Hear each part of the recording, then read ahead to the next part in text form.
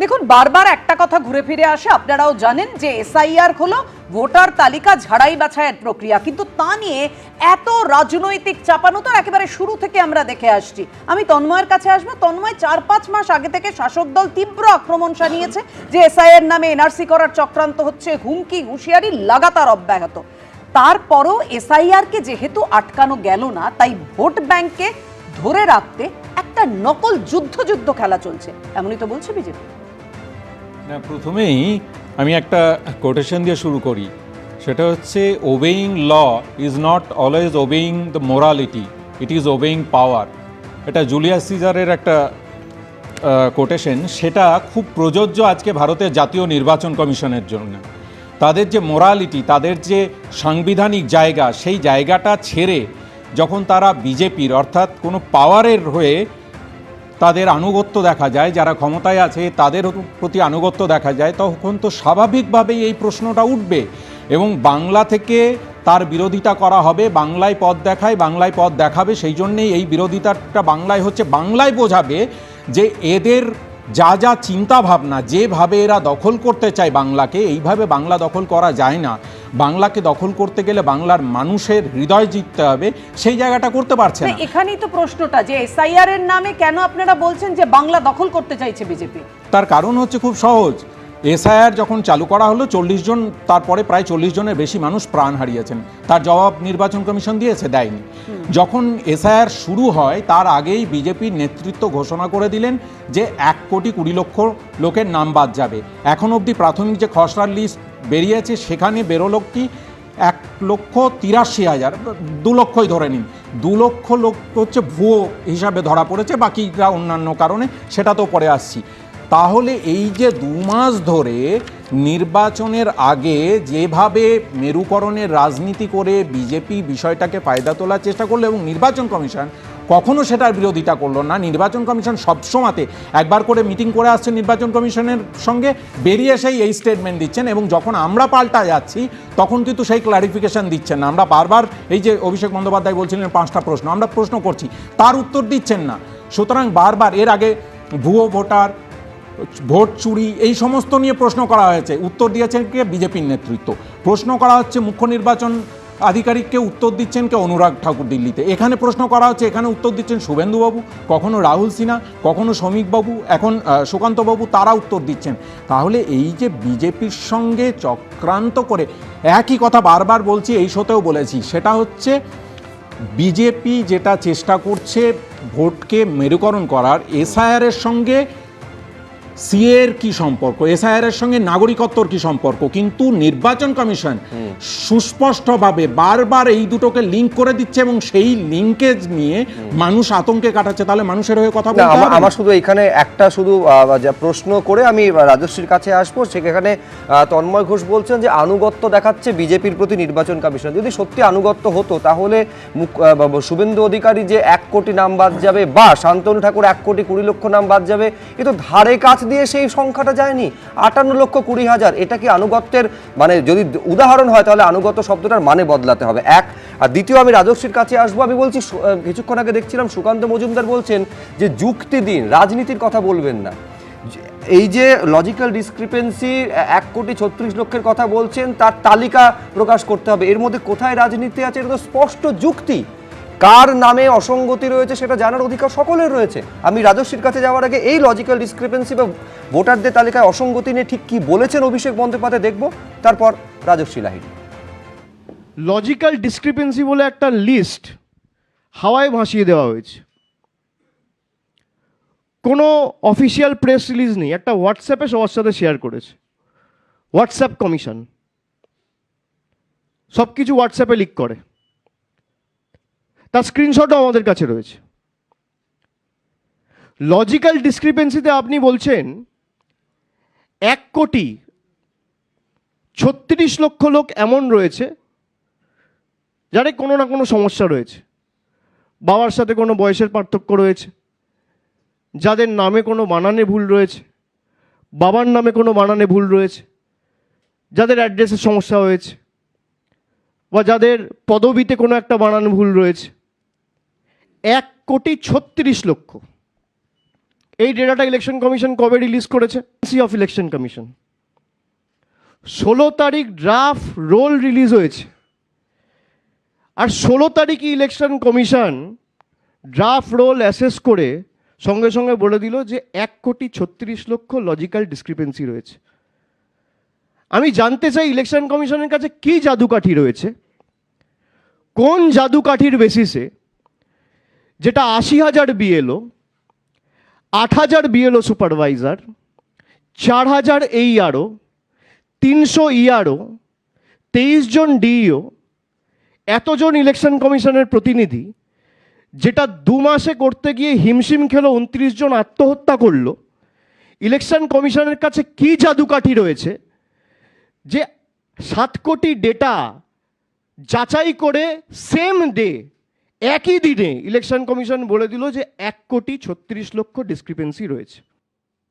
আমি বলছি রাজস্বী, যেখানে কেন্দ্রীয় বঞ্চনার অভিযোগ ওঠে তোমরা বারে বারে কত বলো যে হিসেব দাও টাকা নাও, এক্ষেত্রে অযৌক্তিক কি আছে যে 1,36,00,000 লজিক্যাল ডিসক্রিপেন্সি, কারা তারা, কি ধরনের ডিসক্রিপেন্সি এ জানার অধিকার তাদের নেই?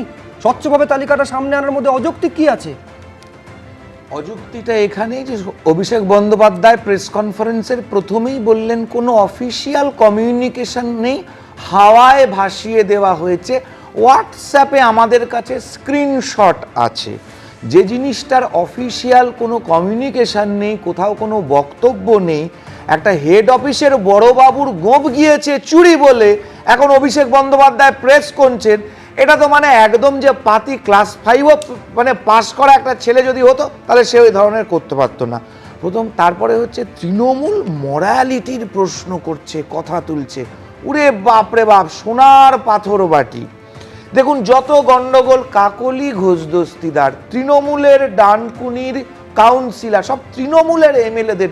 আচ্ছা, তৃণমূলের তো বিএলএ 2 ছিল প্রত্যেকটা জায়গায়, ওরাই তো বলেছে যে আমাদের সমস্ত জায়গায় তৃণমূলের বিএলএ 2 আছে, বিজেপির কিচ্ছু নেই, কোনো লোক নেই।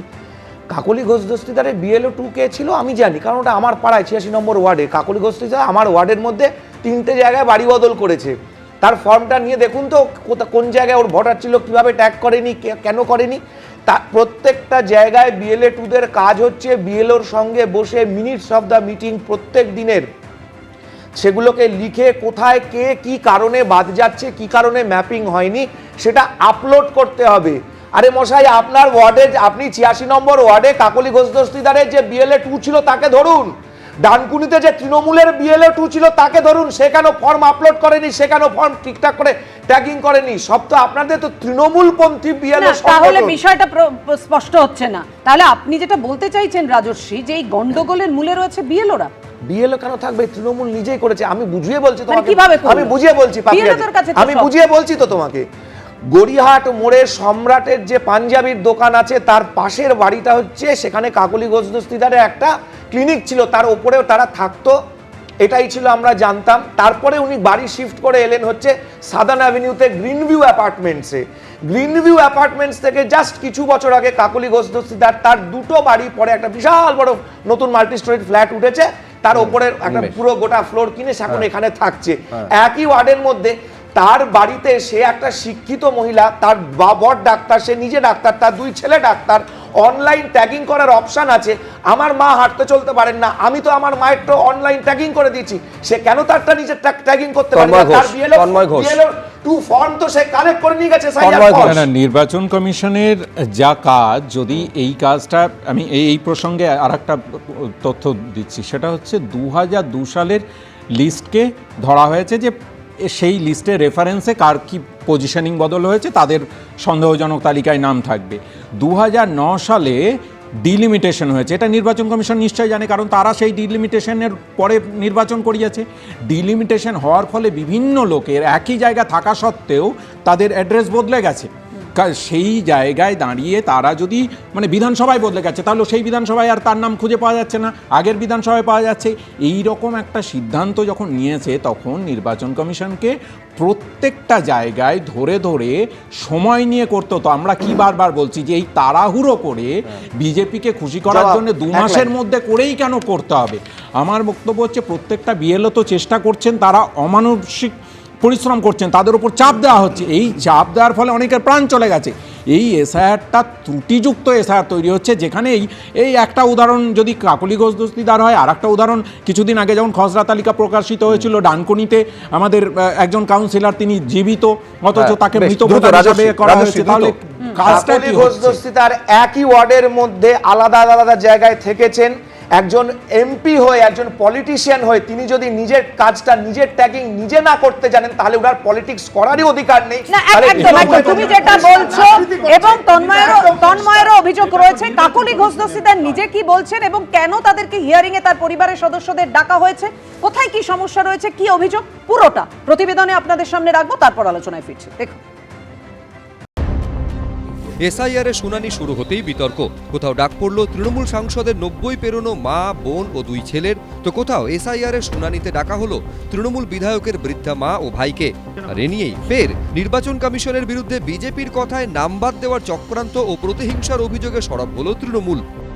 যে খসড়া তালিকাটা বেরিয়েছে, আমরা তো বলবো যে রাজনৈতিকভাবে প্রতিহিংসা পরায়ণ হয়ে সম্পূর্ণভাবে ভারতীয় জনতা পার্টির অঙ্গুলি হিলনে যিনি ওই ধ্যানেশবাবু আছেন নির্বাচন কমিশনের, তিনি ভাবছেন যে এই রাজ্যত্ব বা শাসনকাল বোধহয় সারা জন্ম থাকবে, তাই তিনি যেরম ভাবে মনে হচ্ছে যার নাম বাদ দিতে ইচ্ছে করছে তিনি তাই করছেন।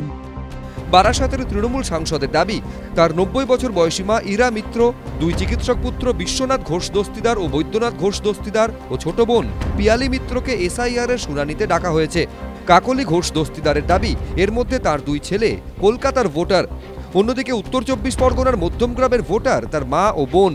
সেই মতো 2 ছেলেকে কলকাতায় ও তৃণমূল সাংসদের মা বোনকে বারাসাতে 2 নম্বর ব্লকে শুনানিতে ডাকা হয়েছে।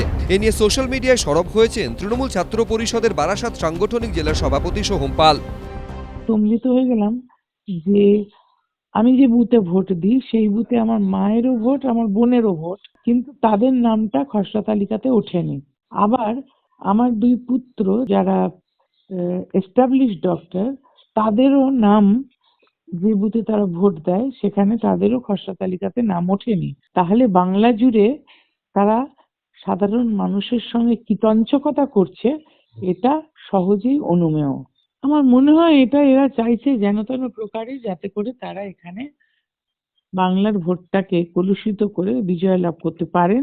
কাকলি ঘোষ দস্তিদারের পরিবারের নাম কয়েকজনের বাদ গিয়েছে, বিজেপিকে গালি দিচ্ছে, উপযুক্ত তথ্য দেননি, উপযুক্ত কানেকশন দেখাননি, স্বাভাবিকভাবেই তাদেরকে ডেকেছে কাগজপত্র পরীক্ষা করবে, সব কিছু পরীক্ষাতে যদি ঠিক হয় তাহলে নাম আবার উঠবে।